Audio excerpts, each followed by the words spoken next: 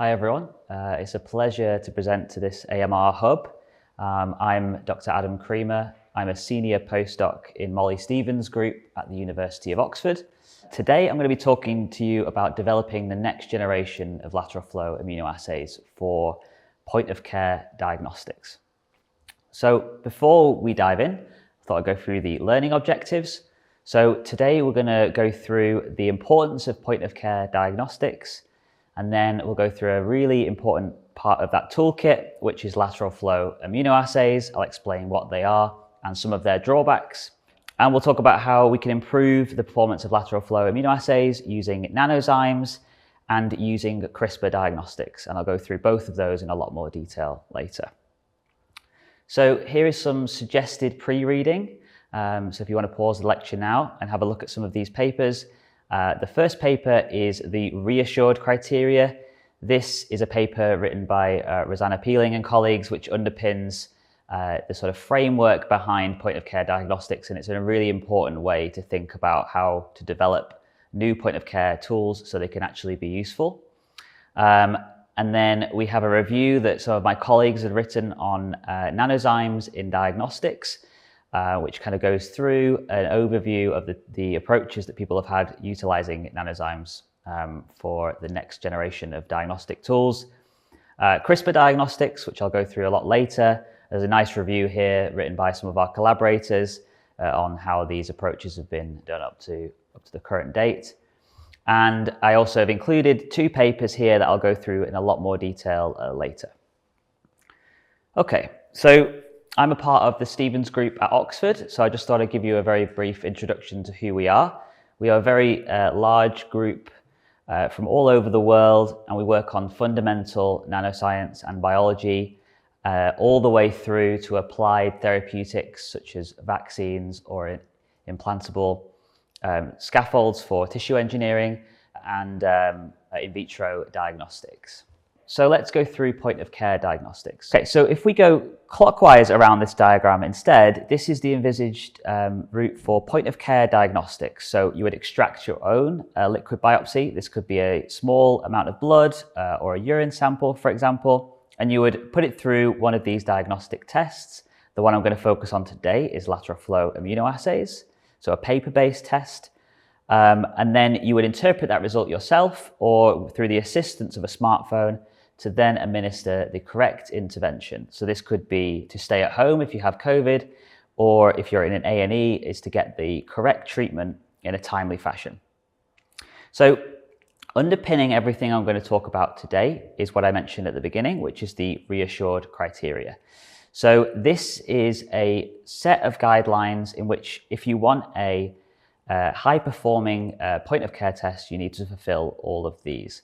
So to go through these one by one, we have real-time connectivity. So this is your results being able to be fed into a system so we can track the appropriate cases and have the correct intervention. Ease of specimen collection. So this means you can get the sample yourself. There is no point having a point-of-care test where you need to have a trained professional to remove 1 ml of blood, for example. The test needs to be affordable. Again, no point having a really good test if only a privileged part of the population can afford to receive this test. Sensitivity and specificity, I'll go through in a lot more detail later. User-friendly, so there's no point having a test which is extremely complicated, so people use it in the wrong way and get an invalid result or a false result. Then there's a rapid and robust, so if you're doing at-home testing for COVID, say, in the pandemic, you need to get your results within 30 minutes. So you can go to work. There's no point in having a test where you have to wait a few hours. Robustness here refers to the ability of your test to work in a range of different humidities and temperatures around the world. And then finally, we have the equipment free. So again, you can have a great test, but if you need to have a portable reader, that's going to mean that less people can access it. And deliverable to the end user is very simply just that people can actually get access to these tests. Okay, so that's the reassured criteria and a background on point-of-care diagnostics. So when we talk about diagnostics, we are discussing the detection of certain biomarkers. Now, these come into lots of different categories, I'm going to highlight some of the main ones today. So proteins, you could spend a whole lecture series on proteins alone. There are thousands of different types. The key thing here is that either a pathogen will introduce a foreign protein that you can detect, or your body responds to a disease and makes more or less of a protein. This is particularly the case for those more complex diseases such as cancer, where you are detecting your body's response to the cancer instead of the cancer itself in a few cases. Nucleic acids also are very similar to proteins in the sense that there are lots of them. They come in lots of different forms, and it can either be a foreign nucleic acid that's introduced by a pathogen, or it can be your body's response to that pathogen. Polysaccharides are particularly interesting, especially for the antimicrobial resistance hub, because the LPS is the coating around the bacteria. So detecting those specifically to identify the specific bacterial infection that you have is really crucial. And finally, even though it does come under the protein category, I thought I'd mention enzymes. Again, particularly interesting for antimicrobial resistance because enzymes are present that can actually specifically cleave antibiotics. So beta-lactams can be cleaved by beta-lactamases. You can actually detect the presence of beta-lactamases by making tests that can actually sense that cleavage event. So these are the kind of biomarkers that we're going to be looking into for diagnostics. For the first part of the talk, I'm going to be focusing on detection of proteins. Okay, so lateral flow immunoassays.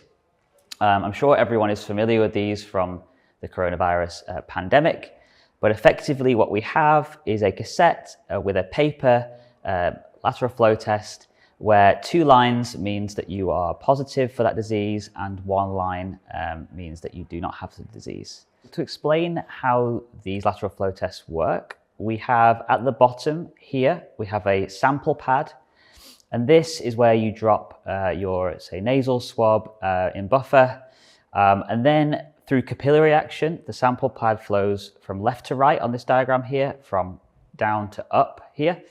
It flows through a conjugate pad. The key element of the conjugate pad are these nanoparticles, which are coated with what we call a primary antibody. These primary antibodies will recognize the protein that you're trying to detect. Then, as we flow through here, we then meet our test line. The test line has another lot of primary antibodies that also recognize your protein. If we look down here in the bottom right, this is a case where the protein is present. So we have primary antibodies on our test line. They are bound to our protein here, which is our blue cartoon. And then we have our nanoparticle, which is also bound to the test line. So we only see nanoparticles at our test line when our antigen is present, so when our protein is present. The control line will always bind to our particles. This is because the control line has secondary antibodies. The secondary antibodies will bind to the primary antibodies on our nanoparticle and always form a test line. So that's why you will always see our control line, and it tells you that the sample has successfully flown up the strip, but you only got confirmed positive when you have both test and control lines which have this distinct color. They are what are known as a qualitative test. So what we mean by this is that we can't determine the levels of protein in the blood or in your biological sample. We can only say if it's there or not. There are some examples out there of semi-quantitative, but the vast majority of cases where it's just a qualitative assessment if you have a protein present or not. They're extremely portable, very low cost relative to the other competition that's out there, and they're very simple to perform, as hopefully most of you will know. There's an easy readout, of course, of just seeing a line or not, and it's compatible with at-home testing. So lateral flow tests are a really, really important diagnostic tool for the surveillance and the diagnosis of a disease. So they're not perfect though, and nothing is. So if we focus on the reassured criteria on the right here, I've highlighted in purple areas where I think lateral flow tests mostly fall down. This is real-time connectivity. I'm not going to go through that today, but it's the case of using your mobile phone to feed your test results into a more sort of localized network. And then sensitivity and specificity is the main drawbacks of lateral flow tests. So let's go through what they are first, and then I'll talk about how we can go around that. So sensitivity is the percentage of confirmed positive patients you correctly identify as positive.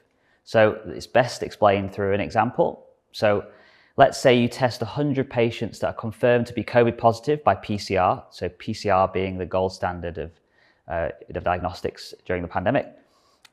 You find that 80 of those test positive with your test. That means your sensitivity is 80%. Okay? Specificity is the reverse of that. It is how many patients you confirm that are negative that are actually negative by something like PCR.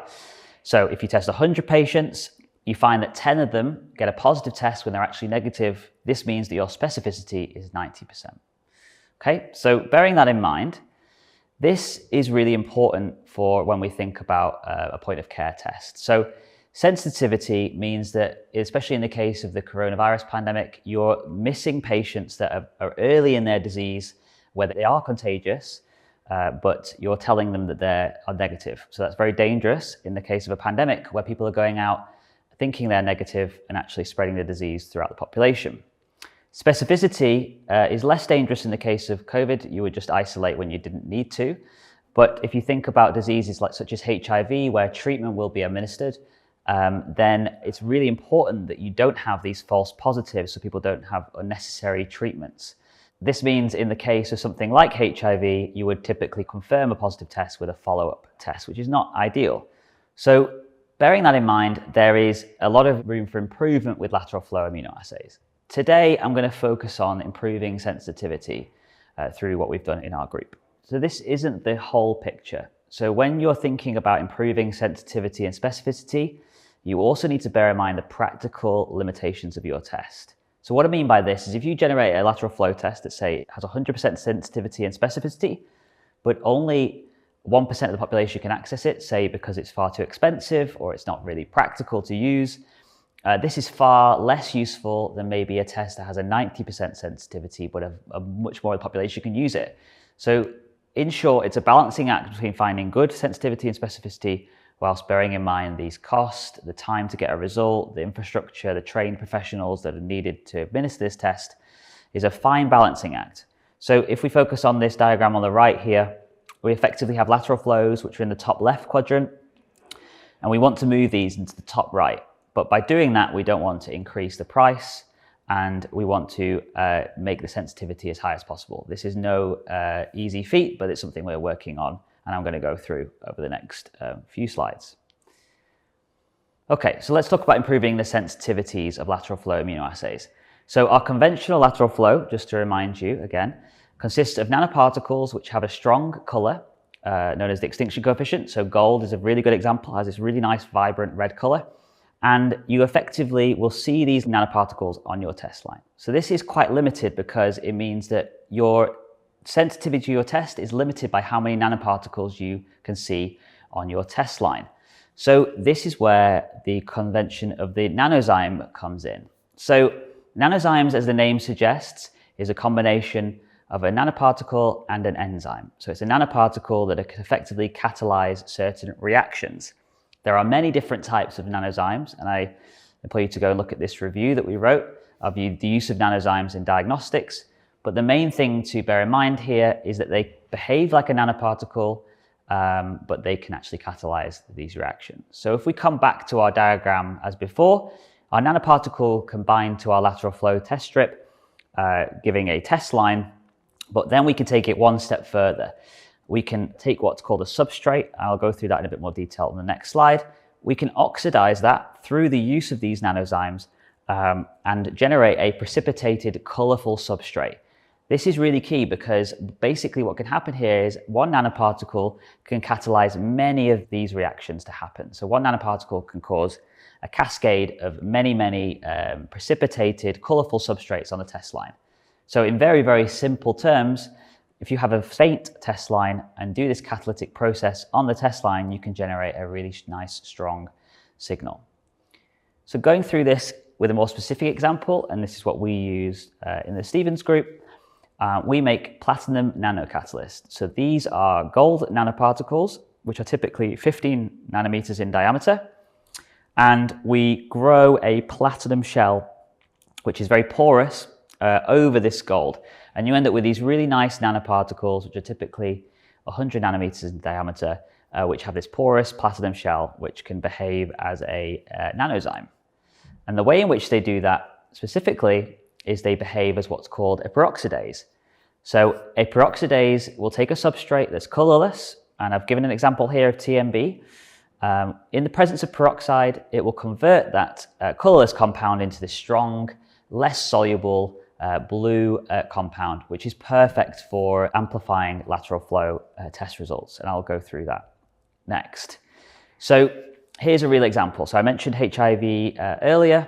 P24 is a very, very abundant protein in the virus.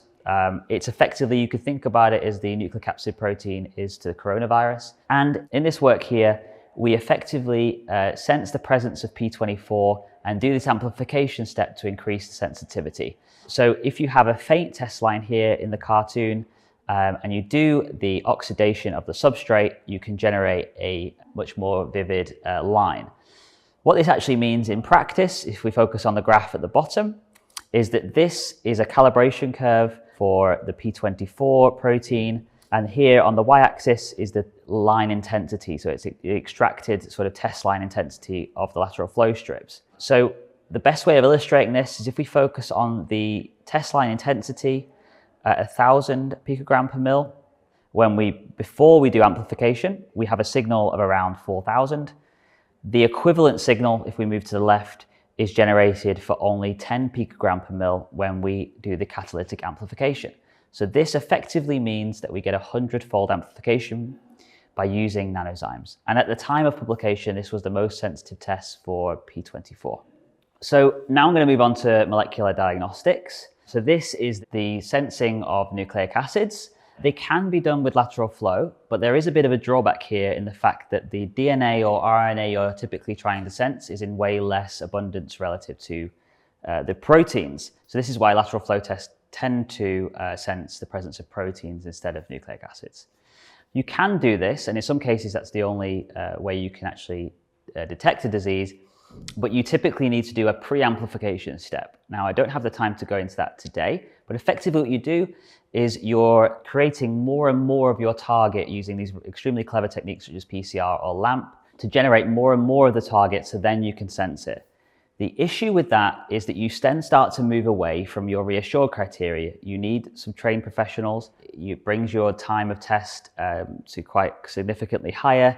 It usually entails equipment. There are works out there to try and bring this to be as point of care friendly as possible, but the ideal scenario is to get rid of this pre-amplification step. This means that you need your lateral flow test to be extremely sensitive. So this leads us nicely on to CRISPR diagnostics. So you may have heard CRISPR being mentioned more on the gene editing side of things, but there is a whole other side to CRISPR where there are protective enzymes that bacteria have generated over billions of years of evolution to protect itself from viruses. This is really interesting because basically, in very sort of simplistic terms, when a foreign RNA enters the bacteria, they have enzymes that can specifically bind to that RNA. And if they do bind to that RNA, the Cas enzyme turns into basically RNA scissors. So as soon as it sees any RNA, it just cuts it all up. So this is a really effective defense mechanism that bacteria has generated against viruses. The really key thing here is we can completely hijack this system for diagnostics. So I'm going to go through that on the next slide. So if we have our RNA sequence that we want to detect, which is this red squiggly line here, we have our Cas enzyme, which is specifically engineered so it can detect that RNA. These two things will come into contact in solution. There is a brief sort of structural reorganization that effectively turns this enzyme into RNA scissors. There is a very brief cleavage step here.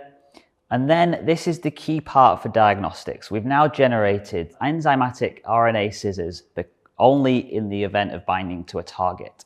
This means that if we make a reporter probe, and this reporter probe, there's a few different examples that I'll go through, but let's say this is a fluorescent molecule, and this is something that quenches that fluorescence. When they are bound together by this RNA strand here, which we've engineered, this is non-fluorescent because you excite this fluorophore here, but the energy is quickly dissipated to the quencher. If the enzyme comes in and cleaves this, This is too far away, the quencher now, so the fluorophore lights up. And we can actually visualize this event. Thinking back to the nanozyme work I was just talking about, what we're talking about here is the key aspect of this is one binding event, so one target can cause a cascade events of lots of cleavages.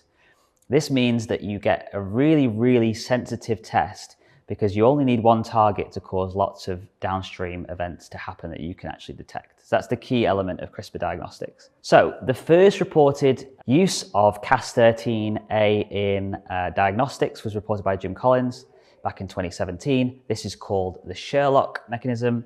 And effectively what you're doing here is you've got your target, which is purple here in a sea of lots of different nucleic acids. You add your Cas enzyme. Once it binds to its specific target, it sees these reporter probes and it cleaves them. So this is actually what it looks like, if you're looking at it under a fluorescent reader, is you're looking at your fluorescence intensity as a function of time. And in the presence of target, you can see that slowly your fluorescent signal is increasing because there is target there that is having this cleavage event, so you can see the fluorescent signal increase. This is the first example, obviously, so it's not perfect. The drawbacks of this was it still needed this amplification step that I discussed to generate more of the target. It wasn't sensitive enough. And you need a fluorescent reader. If you need a fluorescent reader, it's not really point of care friendly. So the same group also developed a lateral flow readout for the Sherlock mechanism. So I'm going to explain this reasonably slowly just because it's slightly counterintuitive. We have a reporter probe here, which is biotin connected to a small molecule called FAM, which is connected via an RNA probe. So we are detecting the cleavage event of that probe. So when we flow these up a lateral flow strip, what happens is our nanoparticles will bind to the FAM in all cases, but we will see a different pattern depending on whether the probe is cleaved or not. So if we focus on the image on the right here, when there's no probe, we flow our nanoparticles up and they all get captured by the streptavidin capture line. That's because the probe is connected, the biotin and the FAM are connected, so the nanoparticle is binding to the streptavidin line, the first line.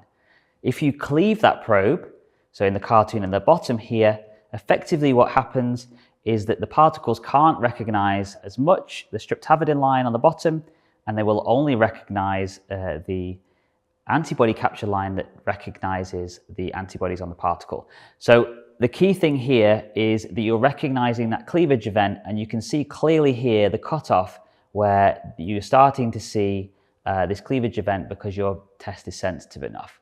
This is a really important work to push towards the point of care. However, it still needed this preamplification step of the DNA or the RNA that they're trying to detect. So this leads us on to my final slide on the work that we've been doing, which nicely brings together the CRISPR work and the nanozyme work into one paper. So it's exactly the same mechanism as before. We have biotin and FAM connected by RNA. The key thing here, and the thing I want to emphasize, is that when the particle binds, we can then do this amplification step. So we increase the sensitivity. And the important part of this work was that then we started to bring this test into a sensitivity regime where it didn't need this preamplification step. So it starts to make it a lot more point of care friendly. So if you want to read more about this, then the link is in the pre-reading that I showed. Okay, so with that, I'd just like to point you to more further reading. These are different diagnostic-based papers that we have in the group. The first one is a totally different use of nanozymes for in vivo diagnostics. This is where you inject nanozymes into the body, and through the urine, you can tell the presence of a disease or not. The second point is based on trying to connect the results from lateral flow tests in lower middle income countries and the practicalities of doing that through the use of smartphones. The third is a really interesting paper on using artificial nose-based sensing. So if we think about the way that our noses work for telling the difference between rotten food and fresh food, we're not detecting specific molecules, we're detecting patterns of molecules on the nose. And we created a Raman-based sensor that does exactly that. And then the final paper is based on cancer diagnostics of what are called extracellular vesicles using a single particle Raman analysis that we developed in the group. So I just point you to those papers for more information. And then finally, the acknowledgements, the funding that allowed this work to happen. And thank you for your attention.